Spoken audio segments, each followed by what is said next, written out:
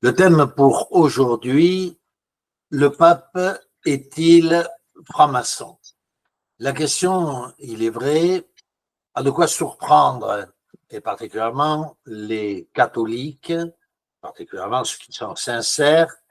Ils seront, on le comprend, assurément choqués d'oser même soulever une telle interrogation. Cependant, comme nous allons le démontrer, le propos n'est pas sans fondement. Pour bien comprendre, penchons-nous d'abord sur un des enseignements phares de la franc-maçonnerie, contenu dans l'ouvrage Les instructions du chevalier Rosecroix. L'article revu affirme: pour la 19 sur 20e partie des chrétiens, leur Dieu n'est autre que Baal, Moloch, Zeus, ou mieux, Osiris, Mitra, Adonis, sous un autre nom, adorés selon toutes les vieilles cérémonies et les formules rituelles païennes. C'est la statue de Jupiter olympien, adoré comme le Père dans l'Église chrétienne, qui était un temple bien sûr païen. C'est la statue de Vénus, devenue la Vierge Marie. Et c'est pour dire que les Rose-Croix considèrent, les francs-maçons donc, considèrent que le Dieu chrétien et les dieux païens, c'est la même chose. Le chrétien qui entre en franc-maçonnerie reçoit l'ordre suivant d'ailleurs, lors de son affiliation: nous ne tolérons jamais aucune dispute religieuse à l'intérieur de la loge, car en tant que francs-maçons, nous adorons Dieu selon les exigences de notre conscience et nous sommes ainsi unis en un seul lien sacré. Lien, on le comprend, entre tous ces dieux, que ce soit Allah, Bouddha ou autres, et c'est pourquoi il est dit pas de disputes religieuses sur qui est Dieu, par exemple, ou enfin tout ce qui tourne autour de la divinité ou de la déité. D'ailleurs, le livre Un chrétien peut-il être franc-maçon stipule: le compromis est présenté de manière si subtile que même des chrétiens manquent de les reconnaître. Il n'existe aucune unité entre les différences croyantes, car quel rapport y a-t-il entre la justice et l'iniquité, ou qu'y a-t-il de commun entre la lumière et les ténèbres? Il s'agit bien sûr d'un passage de l'Écriture de Corinthiens chapitre 6. Nous ne pouvons pas dire que la maçonnerie soit compatible avec le christianisme, car elle invite des païens à s'unir à des chrétiens à ses autels. La maçonnerie, autour des autels de laquelle les chrétiens, les Hébreux, les musulmans, les brahmanes, les disciples de Confucius, de Zoroastre, peuvent se rassembler en tant que frères et s'unir dans la prière vers le seul Dieu qui est au-dessus de tous les Baals, doit obligatoirement laisser à ses initiés le soin de rechercher le fondement de leur foi et de leur espérance dans les écrits de leur propre religion. Autrement dit, cet ouvrage stipule qu'il ne peut y avoir de rapport entre la franc-maçonnerie et les chrétiens. Cela est absolument impossible puisque la franc-maçonnerie prône une multiplicité de dieux qui seraient tous les mêmes, sans hiérarchie, tous identiques, portant le même être suprême, la sagesse. Alors que les chrétiens prônent un être unique, Dieu.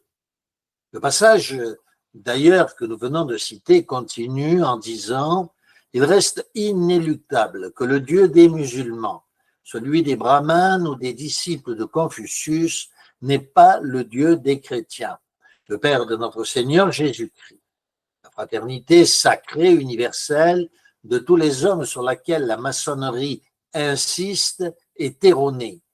Dans le cas où un chrétien croirait que devant un autel, il est uni dans la prière avec un païen, adorateur d'idoles, cela signifierait soit qu'il n'est pas convaincu lui-même de son propre message de la bonne nouvelle, de ce que Dieu a fait, soit qu'il lui manque la conviction que Jésus-Christ est le seul chemin d'accès au Père. Fin de citation. En effet, depuis le XVIIIe siècle, notamment, avant aussi bien sûr, mais l'Église romaine a exprimé une forte opposition à la franc-maçonnerie. Par exemple, en 1738, le pape Clément XII a publié une bulle qui condamnait la franc-maçonnerie, la qualifiant de secrète et d'antichrétienne, ce qu'elle est d'ailleurs réellement. Cette condamnation a été renouvelée à plusieurs reprises au cours des siècles suivants, notamment par les papes Pie IX, Léon XII et Pie XII. La franc-maçonnerie, avec ses rituels secrets, ses principes humanistes, a toujours été perçue comme une menace pour les valeurs catholiques. Qu'en est-il donc, et donc chrétienne bien sûr, qu'en est-il donc du chef de l'Église romaine actuelle? En fait, nombreux sont les articles de presse, les médias qui sont faits depuis longtemps l'écho de la sombre réalité que la franc-maçonnerie a investi en force les organes du Vatican au plus haut niveau de l'État.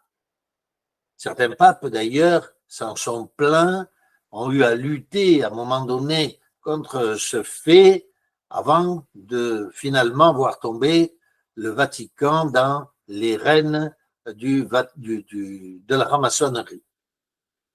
Parmi les anciens, qui n'a pas entendu parler, par exemple, du scandale de la loge P2, autrement dit une loge franc-maçonne qui avait accès au Vatican, qui impliquait de nombreux prélats du Vatican, particulièrement le secrétaire direct du pape Jean-Paul II à l'époque.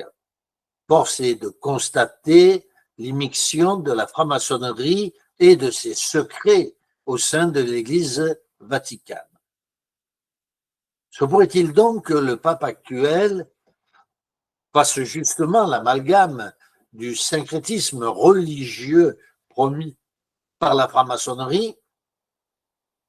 A-t-on vu le pape et ses cardinaux, par exemple, réunis en prière commune avec des musulmans, des hindous, des bouddhistes ou autres, contrairement à ce que nous venons d'examiner, où les chrétiens affirment qu'il ne saurait y avoir de rapport, de connexion, de prière possible entre des religions différentes et les chrétiens.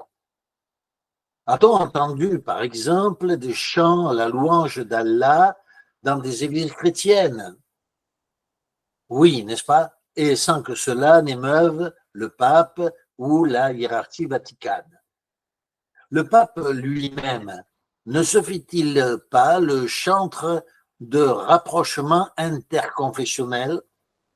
N'est-il pas à l'origine de ces centres mondiaux où sont réunis sur un même tertre les grandes religions mondiales?